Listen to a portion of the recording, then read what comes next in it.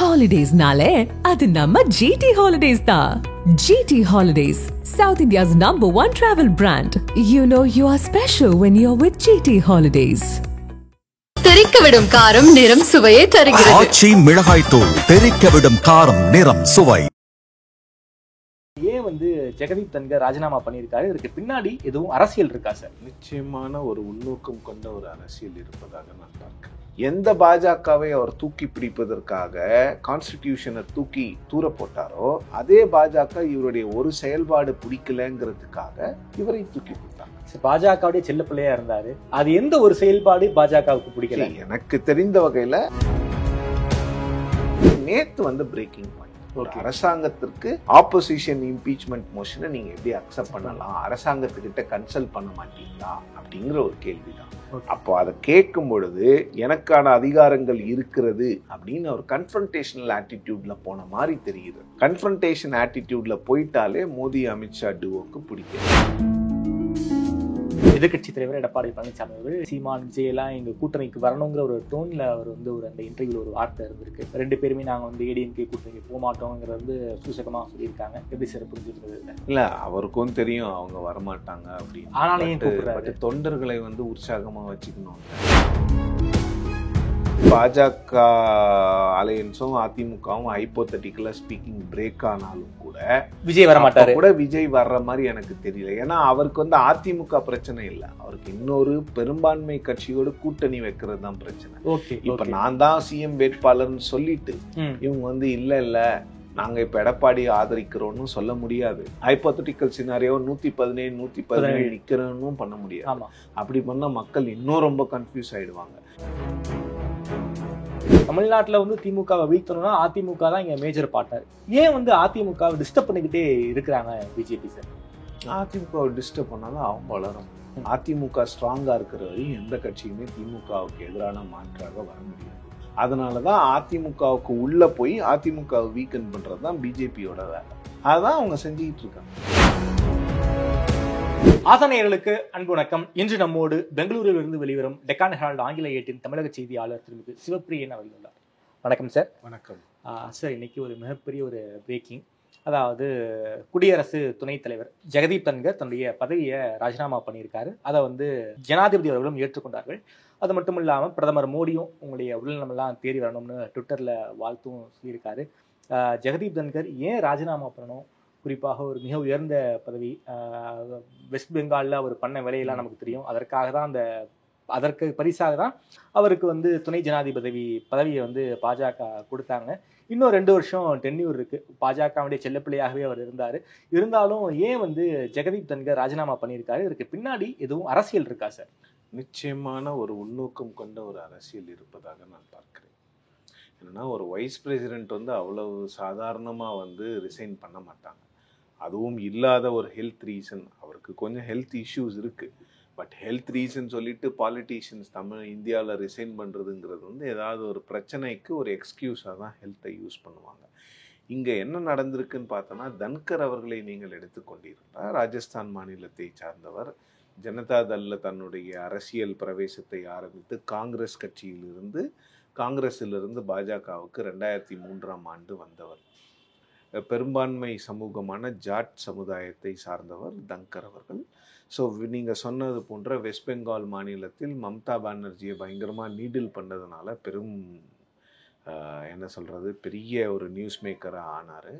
அதனுடைய பரிசாக தான் அவருக்கு வைஸ் பிரசிடென்ட் பதவி கொடுக்கப்பட்டது. இன்னொன்று ஜாட் மக்களை கவருவதற்காகவும் அந்த பதவி கொடுக்கப்பட்டது. வைஸ் பிரசிடென்ட் ஆன பிறகு எதிர்கட்சிகளினுடைய அந்த செயல்பாடுகளை எவ்வளவு தூரம் அதை கண்ட்ரோல் பண்ண முடியுமோ அவ்வளவு தூரம் கண்ட்ரோல் பண்ணவர் தன்கர்.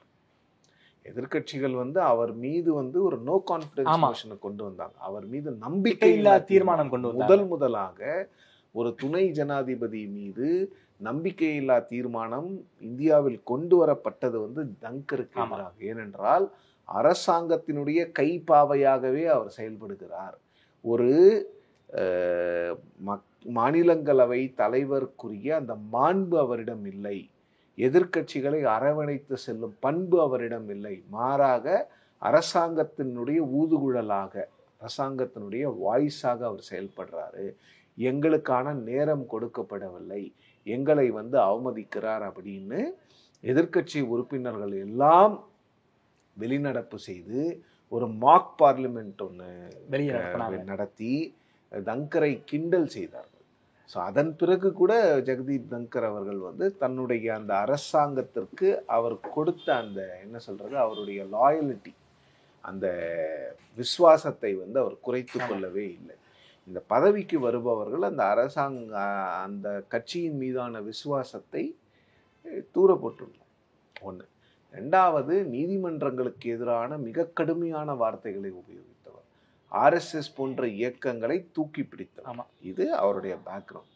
இப்போ என்ன நடந்திருக்கும்னா, எந்த பாஜகவை அவர் தூக்கி பிடிப்பதற்காக கான்ஸ்டிடியூஷனை தூக்கி தூர போட்டாரோ அதே பாஜக இவருடைய ஒரு செயல்பாடு பிடிக்கலங்கிறதுக்காக இவரை தூக்கி போட்டாங்க. என்னதான் நடந்திருக்கு? பாஜகவுடைய செல்ல பிள்ளையா இருந்தாரு, அது எந்த ஒரு செயல்பாடு பாஜகவுக்கு பிடிக்கல? எனக்கு தெரிந்த வகையில அவர் மீது நிறைய கம்ப்ளைண்ட்ஸ் இருந்திருக்கும், இல்லாமல்லாம் இதை டக்குன்னு முடிவு எடுக்க மாட்டாங்க. இதுல என்னன்னா, ஜஸ்டிஸ் யஷ்வந்த் வர்மா அப்படிங்கிறவர் வந்து டெல்லி உயர்நீதிமன்றத்தினுடைய நீதிபதியாக இருந்தவர். அவருடைய வீட்டில் வந்து கட்டுக்கட்டாக பணம் பிடிபட்டது ஃபயர் ஆக்சிடென்ட் போது. அதன் பிறகு வந்து அவர் மீது என்னென்ன நடவடிக்கை எடுக்கணுமோ எடுத்தாங்க. இப்போ என்னன்னா, ஒட்டுமொத்தமாக அரசியல் தலைவர்கள் வந்து அவரை வந்து நீக்க வேண்டும், அவரை வந்து இம்பீச் பண்ணணும், அவருடைய பதவி நீக்கம் செய்யணும் அப்படின்னு எல்லாரும் ஒரு குரல் எழுப்பிட்டு இருந்தாங்க. அரசாங்கம் என்ன பண்ணாங்கன்னா, இந்த பிஜேபி அரசாங்கம் மீது எப்பொழுதுமே ஒரு குற்றச்சாட்டு உண்டு, ஜுடிஷரியை இவங்களுக்கு பார்த்தா பிடிக்க மாட்டேங்குது, ஜுடிஷரியில் இருக்கிற வந்து ஒரு சில நியாயமானவர்களை இவங்க வந்து டார்கெட் பண்ணுறாங்க அப்படின்னு ஒரு கம்ப்ளைண்ட் உண்டு. இன்னொன்று, பிஜேபியும் பார்த்தீங்கன்னா ஹையர் ஜுடிஷரியில் கரப்ஷன் இருக்குது, அதற்கு எதிராக வந்து யாருமே இது வரைக்கும் எந்த ஒரு ஸ்டெப்பும் எடுக்கல, நாங்கள் எடுப்போங்கிற ஒரு மை மாரல் கிரவுண்ட் எடுத்துருக்கோம், எல்லாம் பேசினாங்க. இப்போ என்னன்னா, இந்த ஜஸ்டிஸ் யஷ்வந்த் வர்மாவை தகுதி நீக்கம் செய்வதற்கு 63 நாடாளுமன்ற உறுப்பினர்கள், மாநிலங்களவை உறுப்பினர்கள், எதிர்க்கட்சியை சார்ந்தவர்கள் தங்கர் கிட்ட நேற்று போய் ஒரு இம்பீச்மெண்ட் மோஷன் கொடுக்குறாங்க. அதை அவர் அக்செப்ட் பண்ணிடுறாரு.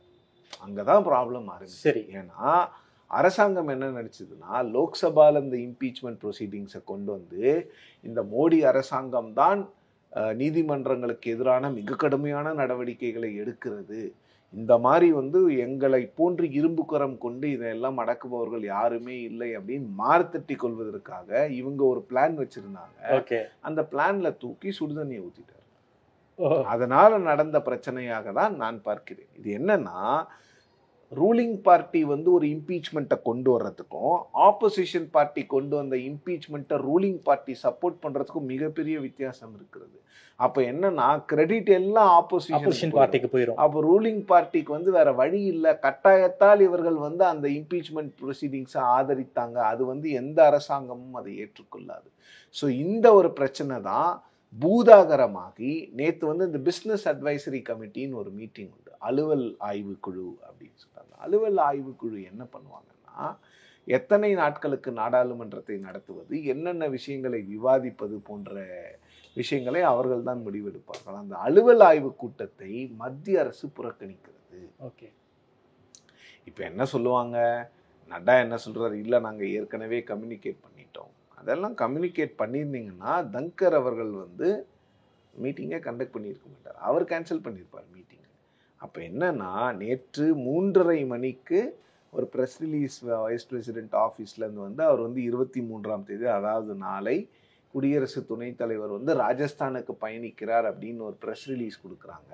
மறுநாள் என்னென்ன அப்பாயின்மெண்ட் கொடுக்கணும்னு அவங்க ஆஃபீஸ் வந்து அப்பாயின்மெண்ட் கேட்டவங்களுக்கெல்லாம் ஃபோன் பண்ணி அப்பாயின்மெண்ட்ஸை கொடுக்குறாங்க. இதற்கு நடுவில் ஜேபி நட்டா, கிரண் ரிஜிஜு போன்றவர்கள் வந்து அந்த பிஸ்னஸ் அட்வைசரி கமிட்டி மீட்டிங்கை ஸ்கிப் பண்ணுறாங்க. 5:30 மணிக்கு தங்கர் அவர்கள் வந்து ஜனாதிபதியை சந்திக்கிறாங்க.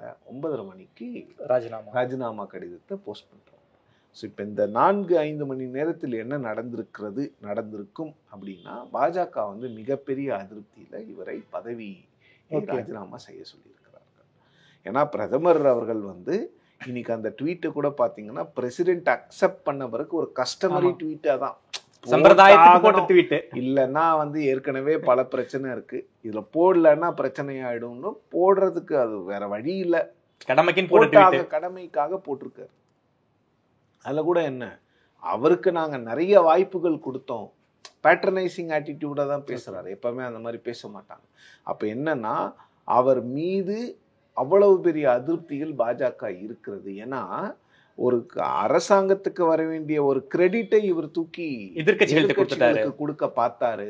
அப்ப இவரை வைத்திருக்க வேண்டிய கட்டாயம் நமக்கு இனிமே இல்லை. ஏன்னா இது ஒரு பெரிய எம்பாரஸ்மெண்டா பிஜேபி பார்த்து. ஓகே, சோ இந்த வர்மா இம்பீச்மெண்ட்டை அவர் இந்த ஏற்றுக்கொண்டதன் காரணமாக தான் அவர் வலுக்கட்டாயமாக வீட்டுக்கு அமைச்சிருக்காங்க. அப்படிதான் புரிஞ்சுக்க முடியுது. காரணங்கள் நிறைய இருந்திருக்கும். பட் ஏதாவது ஒரு இன்ஃப்ளெக்ஷன் பாயிண்ட்னு ஒன்று இருக்கணும்ல, ஒரு பிரேக்கிங் பாயிண்ட்னு இருக்கணும்ல. அந்த பிரேக்கிங் பாயிண்டா நேற்று இருந்திருக்கிறத தான் நான். ஓகே சார், நம்ம வரலாற்றில் எத்தனையோ துணை ஜனாதிபதிகளை பார்த்துருக்கோம். ஃபார் எக்ஸாம்பிள் நம்ம வெங்கையா நாயுடு, அவர் அந்த அளவுக்குலாம் அவ்வளோ சீரியஸாலாம் போனது கிடையாது. பாஜகவுடைய கைப்பாவையாக ரொம்ப ரொம்ப செல்லப்பிள்ளையாக இருந்தார். இந்த ஒரு விஷயத்துக்காக பாஜக தலைமை கோவப்பட்டாங்க. நிச்சயமா ஏற்கனவே அவர் மீது கொஞ்சம் சத்யபால் மாலிக்னு ஒரு ஜம்மு அண்ட் காஷ்மீர் கவர்னர் இருந்தார். அவர் அவரை பதவியிலிருந்து நீக்கிய பிறகு அவர் பாஜகவுக்கு எதிராக பேச ஆரம்பித்தார். ஆமா, அது போன்று தங்கரும் பேசுவார் அப்படின்ற ஸ்பெகுலேஷன்லாம் சோசியல் மீடியால ஓடிட்டு இருக்கு. அதுக்குள்ள நம்ம போக வேண்டிய அவசியம் இல்லை. பட் என்னன்னா, அவரும் பாஜக மீது ஒரு அதிருப்தியில் இருந்ததாக கேள்விப்பட்டோம். ஒண்ணு. ரெண்டாவது, அவர் எங்கேயாவது ஏதாவது ஒரு இடத்துல பேசும்போது ஏதாவது வாய் விட்டுருக்கலாம். அதெல்லாம் மனசுல இருந்திருக்கும். ஸோ நேற்று பிரேக்கிங் பாயிண்ட். ஒரு அரசாங்கத்திற்கு ஆப்போசிஷன் இம்பீச்மெண்ட் மோஷனை நீங்க எப்படி அக்செப்ட் பண்ணலாம், அரசாங்கத்துக்கிட்ட கன்சல்ட் பண்ண மாட்டீங்களா அப்படிங்கிற ஒரு கேள்விதான். அப்போ அதை கேட்கும் பொழுது எனக்கான அதிகாரங்கள் இருக்கிறது அப்படின்னு ஒரு கன்ஃபரன்டேஷனல் ஆட்டிடியூட்ல போன மாதிரி தெரிகிறது. ஓகே ஓகே, கன்ஃபரன்டேஷன் ஆட்டிடியூட்ல போயிட்டாலே மோடி அமித்ஷா டுவோக்கு பிடிக்காது. அவங்க சொல்றதை கேட்கறதுக்கு தான் அவங்க ஆட்களை வச்சிருக்காங்க. அவங்களை மீறி நீங்க ஏன்னா இது கவர்மெண்ட்டுக்கு எம்பாரஸ்மெண்ட்ல. இப்போ நீங்கள் இம்பீச்மெண்ட்டை ஆப்போசிஷன் கொடுத்த இம்பீச்மெண்ட் அக்செப்ட் பண்ணியாச்சு. இப்போ இதில் தான் ராஜ்யசபாவில் நீங்கள் டிஸ்கஷனே பண்ணணும். வேற டிஸ்கஷன் பண்ண முடியாது. அவங்களுக்கு போக வேண்டிய கிரெடிட்டை இவர் எடுத்துக்கிட்டதா அவங்க ஃபீல் பண்றதுனால தான். ஏன்னா இது ஒரு மிகப்பெரிய இஷ்யூ, ஒரு சாதாரண இஷ்யூ கிடையாது. இதை வச்சு பாஜக நிறைய பிளான் போட்டிருப்பாங்க. ஜுடிஷியரியில இவ்வளவு பிரச்சனை இருக்கு அப்படின்னு ஒரு 2 எலெக்ஷன் ஜெயிக்கிறதுக்கான பிளான் எல்லாம் போட்டிருப்பாங்க. எல்லாத்துலயும் தூக்கி தண்ணியை ஊத்துனா இதேதான் ஜெயராம் ரமேஷ் சொல்றாரு. அதுதான் பிரச்சனைங்க. அதுக்கு என்னன்னா, நீங்க ஒரு அந்த நடுநிலையோடு செயல்படணும். அது எல்லாருக்குமே பொருந்தும். இந்த நடுநிலை பதவிகளிலுடைய சபாநாயகர்கள் இவங்களுக்கு எல்லாருக்குமே இவங்களுக்கு பதவி கொடுத்த கட்சிக்கு ஊதுகுழலாக செயல்படுவது ஒரு நாளைக்கு அவங்கள ஏதாவது ஒரு தவறான பாதைக்கு கொண்டு வந்து விடும். அரசாங்கங்கள் எப்பொழுதும் உங்களை ரசித்து கொண்டே இருக்காது. ஒரு சின்ன தப்பு பண்ணீங்கன்னா தூக்கி போட்டு போயிட்டே இருப்பாங்க. இது பாலிடிக்ஸ் தானே. ஓகே சார், அடுத்த துணை ஜனாதிபதியாக யார் சார் வர வாய்ப்பு இருக்கு? இல்லை, அது பிஜேபியை பொறுத்த வரைக்கும் ஸ்பெகுலேட் பண்ணுறதுல எந்த பிரயோஜனமும் இல்லைங்க. ஓகே சார், அப்படியே தமிழ்நாடு பாலிடிக்ஸ் வரலாம் சார். எதிர்கட்சி தலைவர் எடப்பாடி பழனிசாமி அவர் ஒரு பயணம் போயிட்டு இருக்காரு, மக்களை நோக்கி ஒரு பயணம் போய்கிட்டு இருக்காரு. திருத்துறைப்பூண்டியில் திமுகவுக்கு எதிராக இருக்கக்கூடிய கட்சிகள் எல்லாருமே கூட்டணிக்கு வரணும்னு சொல்லியிருந்தாரு. தொடர்ச்சியாக எல்லா சேனல்ஸுக்கும் நியூஸ் பேப்பர்ஸுக்கும் இன்டர்வியூ கொடுத்துக்கிட்டு இருக்காரு. இன்னைக்கு தி ஹிந்துவுக்கு கொடுத்துருக்காரு. குறிப்பாக சீமான் விஜயெல்லாம் எங்கள் கூட்டணிக்கு வரணுங்கிற ஒரு டோனில் அவர் ஒரு அந்த இன்டர்வியூவில் ஒரு வார்த்தை இருந்திருக்கு. ஸோ இன்னைக்கு 2 பேருமே அதை மறுத்துட்டாங்க. விஜயும் மறுத்திருக்காரு, சீமானும் மறுத்திருக்காரு. 2 பேருமே நாங்கள் ஏடிஎம்கே கூட்டணிக்கு போக மாட்டோங்கிறது சூசகமாக சொல்லியிருக்காங்க. எப்படி சார் புரிஞ்சுக்கிறது? இல்லை, அவருக்கும் தெரியும் அவங்க வரமாட்டாங்க அப்படின்னு. ஆனாலும் ஏன் கூப்பிடுறாரு? தொண்டர்களை உற்சாகமாக வச்சுக்கணும்ல. ஏன்னா பாஜக அதிமுக கூட்டணி மட்டும் போதாது, திமுக கூட்டணி வீழ்வதற்குன்னு எல்லாருக்கும் தெரியும். ஏன்னா சீமான் அவர்களும் விஜய் அவர்களும் தனித்து நின்றால் அவர்களும் ஆட்சிக்கு எதிரான வாக்குகள், திமுகவுக்கு எதிரான வாக்குகளை பிரிப்பார்கள். அப்படி ஒரு சூழ்நிலை இருக்கும் பொழுது இந்த கூட்டணி அவ்வளோ ஸ்ட்ரென்த் அண்ட் ஸ்ட்ராங்கா அவங்களை எதிர்த்து அவங்களை ஆட்சி கட்டிலிருந்து அகற்றும் அளவுக்கு ஆஸ் வி ஸ்பீக் ஸ்ட்ராங்கா இல்லைங்கிறது தான் உண்மை. ஓகே, இந்த கூட்டணிக்குள்ளேயே சிக்கல் இருக்கு. கூட்டணி ஆட்சின்னு ஒரு கட்சி சொல்லுது, கூட்டணி ஆட்சிலாம் இல்லை பெரும்பான்மையான ஆட்சி தான் சொல்லிட்டு இன்னொரு கட்சி சொல்லுது. இது போன்ற பிரச்சனைகள்லாம் கிரவுண்ட்ல பயங்கரமா ரிஃப்ளெக்ட் ஆகும். நிச்சயமா பாஜக அதிமுகல என்ன வேணாலும் சொல்லலாம். அதிமுக ஸ்டாண்டு தெளிவா இருக்கு, பாஜகவும் சொல்லிட்டே தானே இருக்காங்க. கூட்டணி ஆட்சின்னு தானே சொல்றாங்க, கூட்டணியில் பங்குன்னு தானே சொல்றாங்க. ஒரு கேள்விக்கு will you join the government கேட்டா எஸ்ங்கிறாரு. அப்போ அதுக்கு அர்த்தம் என்ன? கூட்டணி ஆட்சின்னு தானே அர்த்தம். ஸோ இந்த டவுட்ஸ் எல்லாம் இவங்க முதல்ல களையணும். அது இல்லாமல் இந்த பிரச்சனைகள்லாம் இருக்கிறதுனால விஜய் அவர்களும் சீமான் அவர்களும் வரலன்னுட்டா அப்போ மக்கள் முடிவு பண்ணிடுவாங்க. ஓகே, 4 கார்னர் கான்டெஸ்ட்ல எங்க எதிர்கட்சிகள்லாம் ஜெயிக்க போறாங்க, ஓகே, இன்னும் ஆளுங்கட்சியை ஜெயிச்சிருமோ அப்படிங்கிற ஒரு ப்ரிப்பரேஷனுக்கு மக்கள் வந்துடலாம். ஸோ ஏடிஎம்கே வந்து விஜயோட பேச்சுவார்த்தை நடத்தி கொண்டிருக்கலாம், இல்லைன்னு நான் சொல்லலை. ஆனால் அதற்கான சாத்தியக்கூறுகளை நான் பெருசா பார்க்கல. ஏன்னா விஜயோட கட்சி வந்து ரொம்ப தெளிவான ஒரு ஸ்டாண்ட் எடுக்கிறாங்க, எங்களை ஏற்றுக்கொள்பவர்கள். அந்த ஸ்டாண்ட்ல இருந்து இறங்கி வந்தாங்கன்னா அதிமுக, நான் பலமுறை சொல்றதுதான், அதிமுகவோடு விஜய் கூட்டணி வைத்தால் அதிமுகவுக்கு நல்லது, விஜய்க்கு நல்லது இல்லை. விஜய்க்கு வந்து அவரோட கெரியர் அதோட போயிடும். ஏன்னா இன்னொருவரை முதலமைச்சர் ஆக்குவதற்கு அவர் வரல. அப்படிப்பட்ட சூழ்நிலையில தாவேகா வந்து அதிமுக கூட்டணியில் பாஜக இல்லாமல் கூட இருப்பதற்கான வாய்ப்பை நான் இந்த தேர்தலில் நிச்சயமா பார்க்கல. புரியல சார் எனக்கு. அதிமுக வந்து பாஜக அலையன்ஸும் அதிமுகவும் ஹைப்போதட்டிக்கலா ஸ்பீக்கிங் பிரேக் ஆனாலும் கூட விஜய் வர மாட்டாரு, கூட விஜய் வர்ற மாதிரி எனக்கு தெரியல. ஏன்னா அவருக்கு வந்து அதிமுக பிரச்சனை இல்லை, அவருக்கு இன்னொரு பெரும்பான்மை கட்சியோட கூட்டணி வைக்கிறது தான் பிரச்சனை.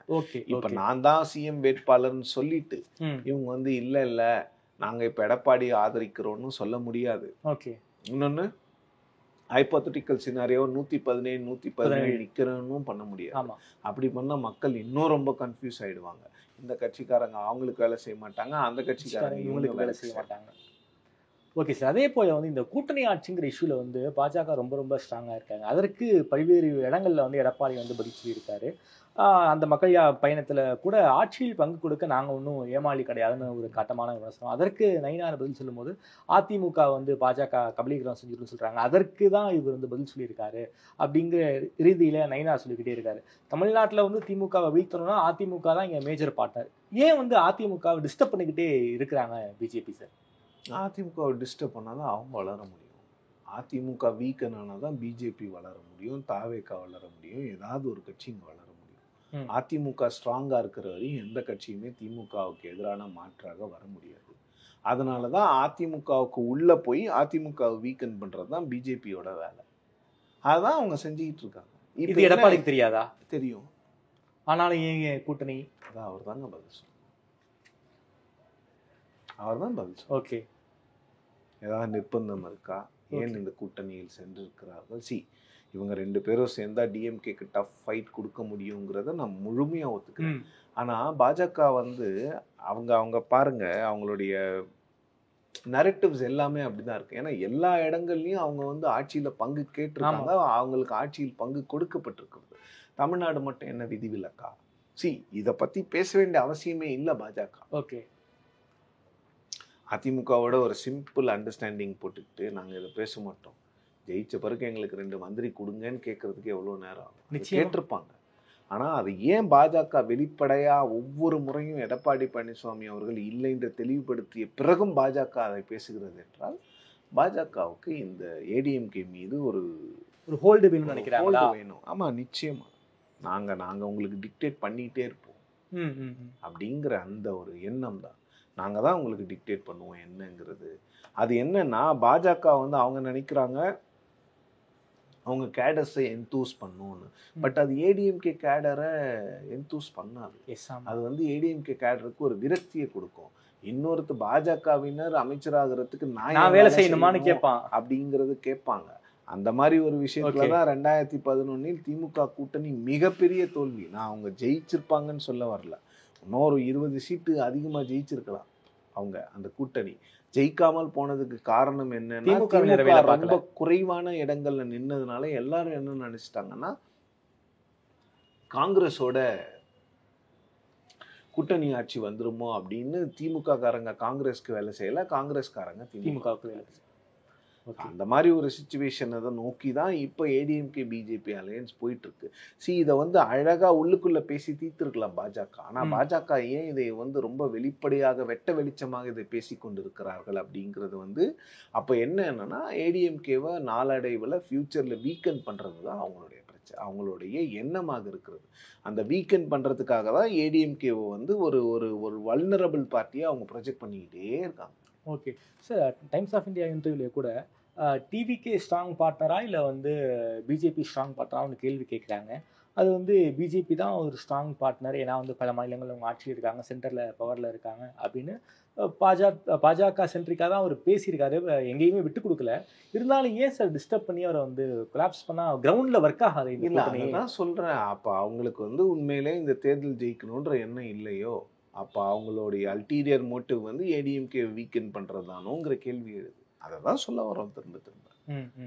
பாஜகனுடைய மோட்டிவ்ஸில் வந்து அல்டீரியர் மோட்டிவ்ஸ் இருக்குது. அவங்களுக்கு வந்து ஏடிஎம்கேவை ஜெயிக்க வைக்கணும், திமுகவை தோக்கடிக்கணுன்ற எண்ணத்தை விட அதிமுகவை வீக்கெண்ட் பண்ணி பார்க்கணும், அதிமுகவை வீக்கெண்ட் பண்ணி இல்லைன்னா அமித்ஷா போன்ற ஒரு மூத்த தலைவர் அதிமுகவிலிருந்து ஒருவர் முதல்வர் ஆகுவாருன்னு சொல்கிறதுல என்னங்க நியாயம் இருக்குது?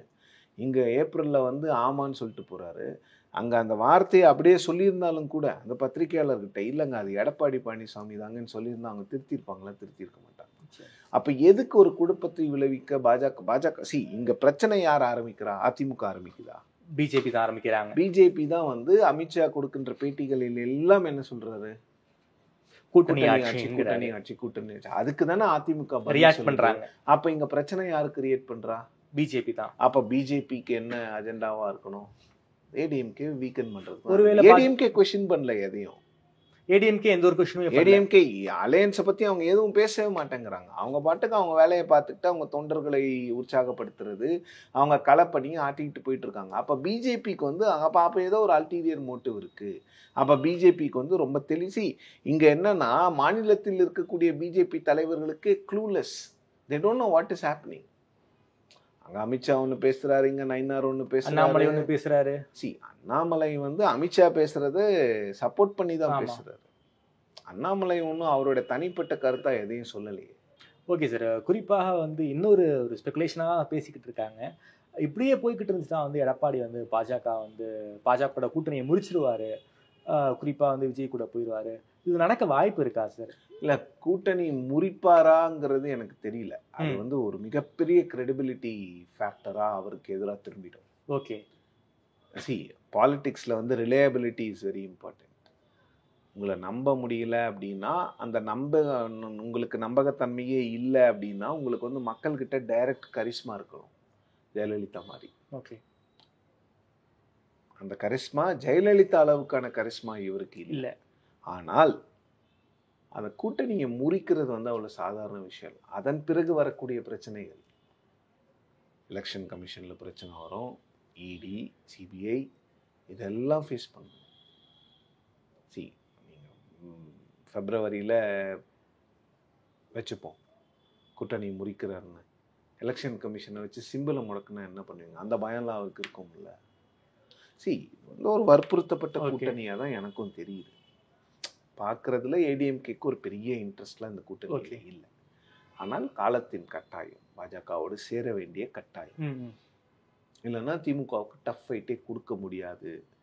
ஓகே, இப்போ வந்து இந்த அலையன்ஸ் பயங்கரமாக இறங்கி வேலை செஞ்சு ஒரு மொமெண்டத்தை கிரியேட் பண்ணால் ஜெயிக்கிறதுக்கான வாய்ப்பு இருக்குதுன்னு அவங்க நம்புகிறாங்க. அந்த ஆளுங்கட்சியின் மீதான அதிருப்திகளை வந்து பாஜக இல்லைன்னா அந்த நரேட்டிவே வராது. ஓகே, அந்த கஷ்டமே பண்ண முடியாது. ஏன்னா பாஜகவுக்கு ஓரளவுக்கு அங்கங்கே ஓட்டு இருக்குது, அந்த கூட்டணியும் வேணும். திமுகவுக்கு எதிரான வாக்குகளை எல்லாம் ஒன்றிணைக்கணும். அப்படி விஜயோட போறதுக்கான வாய்ப்பு இருக்குங்க, நான் இல்லைன்னு சொல்லலை. அது வந்து விஜயோட அரசியலை வேரோடு அழித்து விடும். அதனால அந்த தவிர விஜய் செய்ய மாட்டாரு. விஜய் செஞ்சாருன்னா அது விஜய்க்கு பாதகம். செய்ய மாட்டாருன்னு நான் எப்படி சொல்ல முடியும்? விஜயோடைய இடத்துல இருந்து நான் பேச முடியாதுல்ல. விஜய் வந்து அதிமுகவுக்கு போவாரா போமாட்டாரான்னு கேட்டிங்கன்னா, அவருடைய பொசிஷன் படி அவர் இது வரைக்கும் பேசினதை வச்சு கேட்டிங்கன்னா போகக்கூடாது. அப்படியும் மீறி போனார்னா அது அதிமுகவுக்கு பெரிய சாதகம், விஜய்க்கு பாதகமா முடியும். அதிமுகவுக்கு வந்து ஒரு மொமெண்டம் கிடைக்கும், நிச்சயமா கிடைக்கும். ஓகே, விஜயும் அதிமுகவும் இணைந்தால் அது ஒரு பெரிய மொமெண்டம் அதிமுகவுக்கு கிடைக்கும். ஆனால் அது விஜய்க்கு வந்து பாதகமா முடியும், விஜய்க்கு வந்து சாதகமாவே முடியாது. அப்ப விஜய் ஏன் பாதகமான ஒரு இடத்துக்கு போவார் அப்படிங்கிறது தான் கேள்வி. மாரல் கிரவுண்ட் எடுத்தாச்சு, விஜயை ஏத்துக்கிறவங்க தான் இது எங்களோட கூட்டணி அப்படின்னு சொல்லிட்ட பிறகு நாங்கள் போய் இன்னொருவரை முதல்வராக ஏற்றுக்கொள்கிறோம்னா அப்போ அங்கேயே உங்களுக்கு ஸ்டாண்டு இதுவாயிடுதுல்ல. விஜய்க்கு ஓட்டு போடுறவங்க எல்லாருமே யங்ஸ்டர்ஸாக தான் இருப்பாங்க, மேக்சிமம் ஓட்டர்ஸ் வந்து யங்ஸ்டர்ஸாக இருப்பாங்க. பட் அவங்க எல்லாருக்குமே வந்து விஜய், நிறைய பேர் வந்து விஜயை விரும்புறதுக்கு காரணம் வந்து இவர் புதுசாக இருக்காரு, ஒரு நாவல்ட்டி ஃபேக்டர். இவர் முதல் எலெக்ஷன்ல ஏடிஎம்கேவோ இல்லை டிஎம்கேவோட போய் இணைஞ்சாருன்னா அப்போ என்ன ஆகும்? இவரும் என்னடா பழைய ஆட்கள்கிட்டயே போய் பண்றாரு, அப்போ இவருக்கும் ஓட்டு போடணும், அதுக்கு பழைய ஆளுக்கே போட்டு போயிடலாம் அப்படின்னு பெட்டர்னு போட்டு போயிட்டாங்கன்னா ஓகே சார். அந்த பிரச்சனையெல்லாம் அதிமுக விஜய் கூட்டணிக்கு இருக்கு. திமுக ஆட்சியிலையும் பல பிரச்சனைகள் இருக்கு. அதையெல்லாம் வந்து நரேட்டிவ் செட் பண்ணி அதை வந்து ஆன்டி இன்கம்பன்சி அந்த மைண்ட் செட்டை செட் பண்ற அளவுக்கு ஒரு எதிர்கட்சிகள் கிட்ட ஒரு பலம் இல்லையே சார். இந்த ஏடிஎம்கேவும் பெருசா பண்ண மாட்டேங்கிறாங்களே. இல்ல, ஏடிஎம்கே இப்ப பண்றாங்க, பட் டூ லேட். ஓகே, 2 வருஷத்துக்கு போன வருஷமே ஆரம்பிச்சிருக்கோம். இப்ப பண்றாங்க, ட்ரை பண்றாங்க. ஓகே, பட் அது வந்து எந்த அளவுக்கு சக்ஸஸ் ஆகும்னு பார்க்கணும். ஏன்னா ஆன்டி இன்கம்பன்சி நீங்க கிரியேட் பண்றீங்க, ப்ரோ இன்கம்பன்சியை கவர்மெண்ட்டும் கிரியேட் பண்ணுங்க. ஒரு முகாம் வைக்கிறாங்க, எப்படியாவது அந்த மகளிர் உரிமை தொகை பாருங்க இன்னொரு 30 லட்சம் பேர் கொடுத்துருவாங்க. நீங்க பார்த்துக்கிட்டே இருங்க, 1.5 கோடி பேருக்கு அந்த மகளிர் உரிமை தொகையை கிட்டத்தட்ட கொண்டு வந்து சேர்த்துருவாங்க. அப்போ என்ன ஆகும்னா இவங்க கொடுத்தவங்களுக்கு தாங்க எப்பவுமே வந்து கொடுத்துட்டாங்கல்ல, கொடுக்குறவங்கள மக்கள் அதிகமாக நம்புவாங்க. சார் ஜெகன்மோகன் ரெட்டி அப்படிதான் சார் கொடுத்தாரு, ஆனால் அவரால் வர முடியல. இல்லை, நான் சொல்ல வந்தது என்னன்னா ஜெகன்மோகன் ரெட்டிக்கு நடந்தது வந்து அது வந்து ஒரு சைலண்ட் வேவ். அங்கு ஜெகன்மோகன் ரெட்டி வந்து சந்திரபாபு நாயுடுவை சிறையில் அடைத்ததன் மூலம் மிகப்பெரிய கெட்ட பேரை சம்பாதித்தார், இல்லைன்னு யாரும் சொல்ல முடியாது. அங்க வந்து ஜெகன்மோகன் ரெட்டிக்கு வந்து அங்க வந்து சந்திரபாபு நாயுடுக்கு வந்து ஆட்சிக்கு எதிரான வாக்குகளை பிரிப்பதற்கு யாருமே இல்லை, பிரிக்கிறவங்க எல்லாரையும் அவர் கூட்டிட்டு வந்துட்டாரு. இங்க அதுதானே பிரச்சனை, பிரிக்கிறவங்க 3 பேர் இருக்காங்க, அதுதான் பிரச்சனை. எனக்கு ஒத்துக்கிறேன், வெல்ஃபேர் மெஷர்ஸ்னால மட்டுமே ஆட்சிக்கு மீண்டும் வர முடியாதுங்கிறத நான் நிச்சயமா ஒத்துக்கிறேன். ஆனா இங்க சினாரியோ என்ன, கவர்மெண்ட் ஆன்டி கவர்மெண்ட் ஓட்ஸும் ஆன்டி டிஎம்கே ஓட்ஸும் மல்டிவே ஸ்பிளிட்ல எல்லாம் இருக்கு. அப்ப அது யாருக்கு சாதகமா முடியும்? அதிமுக எப்படி 2016ல 136 சீட்டோட ஜெயிச்சாங்க? ஆட்சிக்கு எதிரான வாக்குகளை வந்து மக்கள் நல கூட்டணி பாதியும் திமுக பாதியும் கொண்டு சென்றது தானே பிரச்சனை. அதனால தானே அதிமுக ஜெயிக்க முடிஞ்சது. அப்போ அதே ஃபார்முலாவை தான் டிஎம்கே இப்போ ட்ரை பண்ணுறாங்க. சார் அதே போல் இந்த ஓரணியில் தமிழ்நாடு இந்த ஓடிபி வாங்குறதுக்கு வந்து உயர்நீதிமன்ற மதுரை கிளை வந்து தடை வச்சிருக்காங்க. இது எப்படி சார் அவங்க டிஎம்கே பார்க்குறாங்க? என்ன மறுபடியும் அவங்க எதுக்கு அப்பீல் போயிருக்காங்க? அவங்க போவாங்க, அவங்க ஓடிபிசி மொபைல் நம்பர் வேணும்னு நினைக்கிறாங்க. ஓகே, மொபைல் நம்பர் இருந்துச்சுன்னா எல்லாருக்கும் எலெக்ஷனுக்கு 1 மாதம் முன்னால் வரைக்கும் டெய்லி மெசேஜ் அனுப்பலான்னு நினைக்கிறாங்க. ஓகே, ஏடிஎம்கே ஏற்கனவே பண்ணியிருக்காங்க. கோவிடில் வந்து அவங்க வீடு வீடாக சென்ற அந்த நம்பர்ஸ் எல்லாம் வச்சு அவங்களும் பொலிட்டிக்கலாக அதை யூஸ் பண்ணி தான் இருக்காங்க. எந்த கட்சியுமே வந்து இங்கே திராவிட கட்சிகள் 2 கட்சியுமே வந்து இந்த பர்சனல் டீட்டெயில்ஸு இந்த ப்ரைவசி கீவசிக்கெலாம் மரியாதை கொடுத்ததெல்லாம் கிடையாது. 2 கட்சியுமே சொல்கிறேன். விஜய் அவர்களும் அந்த ப்ரைவசிக்கெலாம் மரியாதை கொடுப்பாரான்னு கேட்டிங்கன்னா எனக்கு தெரியல. கொடுக்க மாட்டாருன்னு தான் நினைக்கிறேன். ஏன்னா இங்கே ஒரு பொலிட்டிக்கல் இது அப்படி செட் ஆகிடுச்சு. ஓகே சார், மதுரையில் தவேகாவுடைய 2ஆம் மாநாடு நடத்த போகிறாங்க. எதுவும் இம்பேக்ட் எதுவும் ஏற்படுத்துமா? ஒரு பெருசாக விஜய் மீது என்ன, அவர் களத்தில் வந்து ஒரு ஓட்டு போகிறதுக்கு நிறைய பேர் இருக்காங்க, ஆனாலும் அது வந்து சாட்டிஸ்ஃபை பண்ணுற மாதிரி பேச மாட்டேங்கிறாரு அப்படிங்கிற ஒரு விமர்சனங்கள்லாம் வைக்கிறாங்க. ஃபார் எக்ஸாம்பிள் அந்த போராட்டம் அங்கே கூட ஒரு 2 நிமிஷம் பேசுறது பிரச்சனை இல்லை, அவர் என்ன பேசுகிறாரு அப்படிங்கிறதா. மாநாட்டில் வந்து கொள்கைகளை பற்றி பேசணும், என்ன பண்ண போகிறேங்கிறத சொல்லணும். என்ன பண்ணுவேன் என்ன பண்ண மாட்டேன். ஓகே, நான் ஆட்சிக்கு வந்தால் மகளிர் உரிமை தொகை இருக்கும், சரி இருக்கும்னு வச்சுப்போம். அது எவ்வளோ பண்ணுவேன், அதை என்னென்ன பண்ணுவோம், வேறு என்னென்ன புது ஸ்கீம்ஸ் கொண்டு வருவோம், மாணவர்களுடைய ஸ்கில் என்ஹான்ஸ் பண்ணுறதுக்கு ஏதாவது கொண்டு வருவோமா, பெண்களினுடைய முன்னேற்றத்துக்கு கொண்டு வருவோமா, குழந்தைகளினுடைய முன்னேற்றத்துக்கு கொண்டு வருவோமா, என்விரான்மெண்டெல்லாம் என்ன கொண்டு வருவோம், ஸ்கீம்ஸ் பற்றி பேசணும், ஐடியாஸ் பற்றி பேசணும், பாலிசிஸ் பற்றி பேசணும், விஷன் பற்றி பேசணும். தமிழ்நாட்டினுடைய இஷ்யூஸ்க்கு என்னுடைய என்ன, அதை விட்டுட்டு ஒரு 20,000-30,000 பேரை பாதிக்கக்கூடிய பரந்தூரம் மட்டுமே பேசிட்டு இருக்கக்கூடாது. போதைப் பொருள் பற்றி பேசணும், அதற்கு என்ன ஆக்ஷன் பிளான் சொல்லணும். கஸ்டோடியல் டெத்துக்கு எதிராக ஒரு பெரிய ஸ்டாண்ட் எடுத்திருக்காரு, அதற்கு அவரோட ஆக்ஷன் பிளான் என்னன்னு சொல்லணும். அதெல்லாம் விட்டுட்டு ஒரே பரந்தூரை வச்சுக்கிட்டு ரொம்ப நாள் ஓட்ட முடியாது. ஓகே, அந்த மக்கள் வந்து முக்கால்வாசி பேர் வந்து நாங்கள் நிலத்தை கொடுக்குறோன்னா அந்த இஷ்யூ ஃபிசில் அவுட் ஆகிடும். அதுக்காக சொல்கிறேன். ஓகே, ஏன்னா எல்லாருமே மக்கள் தாங்க. அந்த போராட்டம் பண்ணுற மக்கள், ஏகனாபுரம் மக்கள் வந்து மாற மாட்டாங்கங்கிறத நானும் உறுதியாக இருக்கிறேன். பட் பக்கத்தில் இருக்கிற கிராமங்கள்லாம் மக்கள் வந்து பணம் வாங்கி கொண்டு தங்கள் நிலங்களை கொடுப்பதற்கு தயாராக இருக்கிறாங்க. அப்போ அது ஃபிசில் அவுட் ஆகிடும். அந்த இஷ்யூவை எடுத்துக்கிட்டே ரொம்ப நாளைக்கு பேச முடியாது. அப்போ வந்து ஒட்டுமொத்த ஸ்டேட்டை பாதிக்கிற மாதிரி, ஒட்டுமொத்த ஸ்டேட்டுக்கு ரிஃப்ளெக்ட் ஆகுற மாதிரி இஷ்யூஸை விஜய் எடுத்து அதை பற்றி பேசணும். ஸோ அந்த மாநாடு கொஞ்சம் முக்கியத்துவம் வாய்ந்ததாக தான் இருக்கும். மீண்டும் வந்து விஜய் அவர்கள் தான் முதல்வர் வேட்பாளர்னு சொல்லுவாங்க. கூட்டணியை பற்றி ஏதாவது ஒரு டெஃபினட் அனௌன்ஸ்மெண்ட் இருக்கான்னு பார்க்கணும். ஓகே சார், ரொம்ப நன்றி சார். குறிப்பாக இந்திய அரசியல் தொடங்கி தமிழ்நாடு அரசியல் பல்வேறு கேள்விகளை தெரிவித்து சொல்லியிருக்கீங்க. நேரம் கொடுத்து பேசிய நன்றி சார். நன்றி.